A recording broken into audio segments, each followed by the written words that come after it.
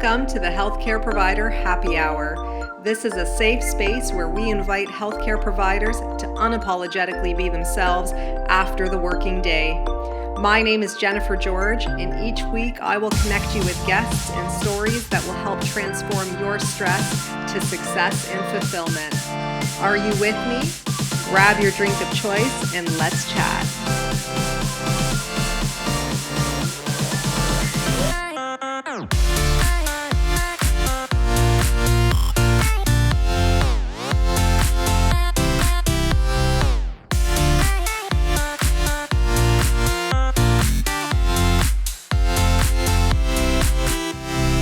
Hey everyone, welcome to the Healthcare Provider Happy Hour. I'm your host, Jennifer George, and I'm joining you this evening with a glass of red wine. This is in honor of a podcast listener who DM'd me on Instagram the other day to ask why I don't enjoy a glass of wine with my podcasts. And trust me, this is a question I've asked myself many times, and I think it's just my own self-judgment, my own inner critic who says, well, if you show up twice a week, every week with a glass of wine in hand, people might start to think or have judgments about me. So, I mean, that's kind of the story I tell myself, but I'm sticking with it for now. So let's get on with today's show. I'm really excited to talk about this with you. And probably because this was inspired, this episode, by Alicia Keys and her latest album, and the song Gramercy Park. Now, if you love New York City like I do, you'll come to know that Gramercy Park is one of two private parks in New York City. It's in Manhattan. It's off of Park Street. It's a very high-class area, brownstones, high-rise buildings, a lot of greenery, and it's just highly sought after, desired, and whatnot. And the lyrics of this song and the melody of this song are just perfect. And I had this song on repeat for like the last week, and I don't know why. I just kept listening to it over and over. And then I realized this is so relevant to healthcare providers as well. This is essentially a song about love. And in the song, she's basically talking about how she's changing herself for the person she loves or for the desired class that she hopes to be in Gramercy Park and living in Gramercy Park, and how she's had to change herself to be there. So one of those two things, it's hard to say, it's a little bit vague. But at the very end of the song, she says, "'Cause I forgot about the person that I used to be." Okay, "'cause I forgot about the person that I used to be." And that really hit me, because if you think of your career, if you think of all you put into your practice every single day, how much you give to your patients every single day, how many times throughout your day have you done something for somebody else, whether it's a colleague, whether it's a patient, whether it's a caregiver, whomever, an employer, a boss, whoever, that you're constantly doing stuff for other people, and you're doing it in such a way that it's to appease them, okay, or to please in some way, to make a good impression, to be a good team player, to do all of those things. And you find yourself getting caught in a cycle where you are doing things or being so that people see you in a different light, right? In a more favorable light. And then the reason for you doing these things in the first place doesn't come from within. It comes from outside of you. And just as she realizes at the very end of the song, is that she comes up feeling no more loved, right? No more accepted, no more belonging than she thought she would feel. And that's what happens when you're in healthcare and you're not conscientious or aware of why you are doing the things you're doing, especially when you are responding to so many different people's needs. I had somebody reach out to me not that long ago about taking a course, and he wasn't sure if he should take this course, and he asked me about it.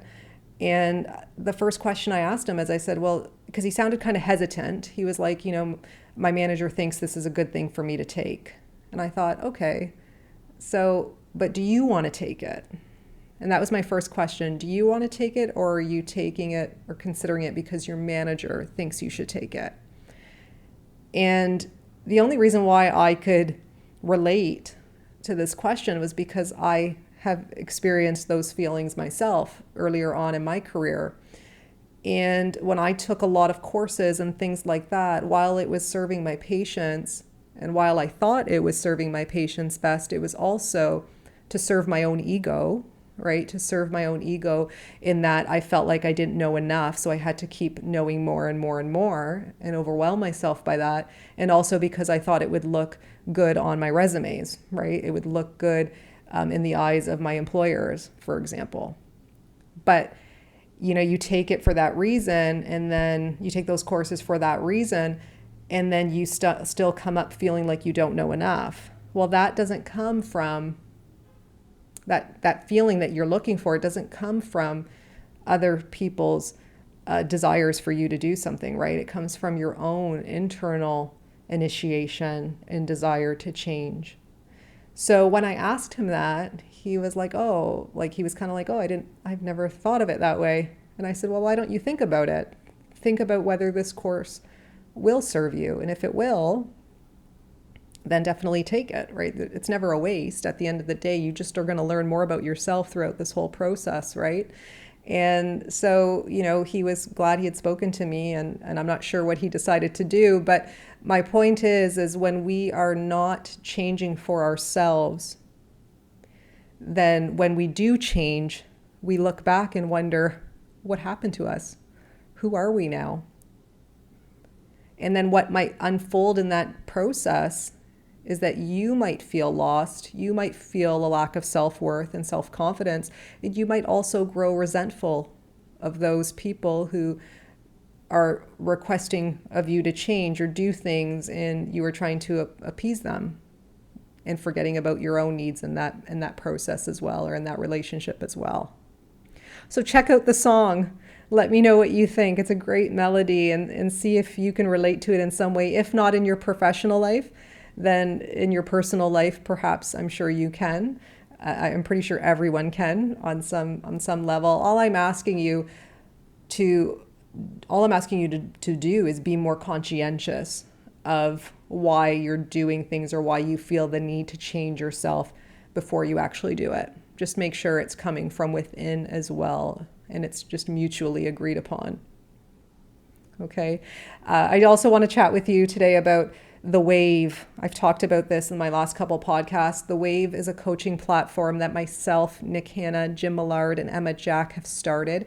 We've officially launched, and we are excited to welcome you into the Wave community. The Wave it's a hybrid model of personal development for healthcare providers to overcome, manage, or prevent burnout, discover who they really are, align their careers with their passions and purpose, and give deeper meaning to your work every day. And this is a hybrid model in that there's self-guided courses, and then there's also interactive workshops and community calls. And the two together is not typically what you see in the professional development world, especially. And we don't see much personal development in the healthcare space. So that's why we're bringing this to healthcare providers, because I really wish that I had something like this to invest in when I was earlier on in my career. But I mean, the journey was my journey, and I'm grateful for it because it's brought me here, and it's brought me to the point where I can share my learnings with you so that you don't have to go through the tough stuff like I had to at some point in your career.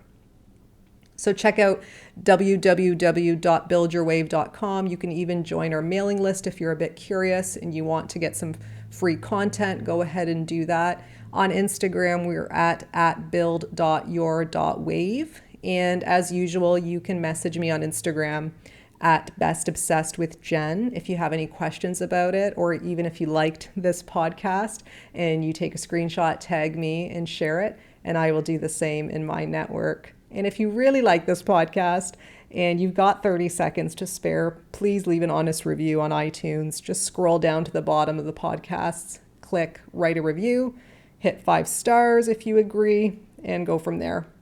Thank you so much for your time, as usual, and for joining me every week. I really appreciate your listening ear. I hope you're touched in some way by these shows, and I hope you share them with people you're thinking about as well. So until we chat next time, stay well and stay happy.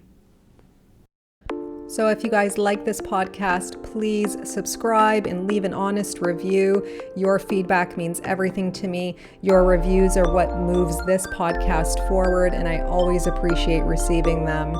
If you want to get a hold of me directly, reach out to me on social media. My handles are in the show notes, and you can always subscribe to my weekly newsletters at jennifergeorge.co so that we can stay connected. So until next time, thank you guys so much again for your ongoing support.